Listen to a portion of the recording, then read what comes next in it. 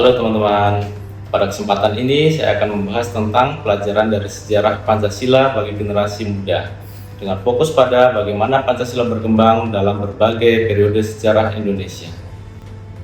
Pertama, awal kemerdekaan Republik Indonesia tahun 1945.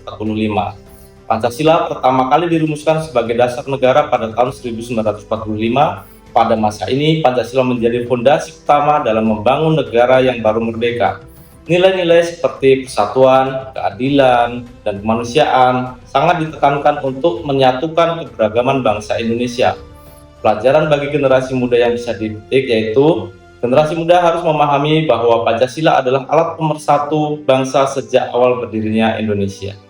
Yang kedua, masa Republik Indonesia Serikat atau disingkat RIS dari tahun 1949 hingga 1950. Pada masa RIS, bentuk negara berubah menjadi negara federal. Pancasila tetap digunakan, tetapi penerapannya menghadapi tantangan karena adanya perbedaan kepentingan antar daerah.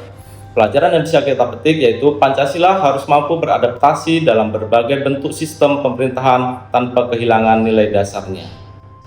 Yang ketiga, demokrasi terpimpin dari tahun 1959 hingga 1965.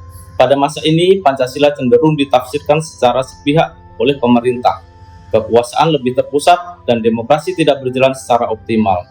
Pelajaran yang bisa kita petik yaitu penting bagi generasi muda untuk menjaga agar Pancasila tidak disalahgunakan untuk kepentingan kekuasaan.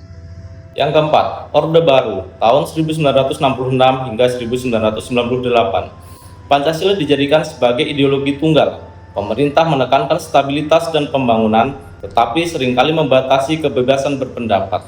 Pelajaran yang bisa kita petik yaitu Pancasila tidak boleh dijadikan alat untuk membungkam kritik, melainkan harus menjadi dasar untuk menciptakan keadilan dan demokrasi. Yang kelima, era reformasi tahun 1998 hingga sekarang. Pada masa reformasi terjadi perubahan besar menuju demokrasi yang lebih terbuka.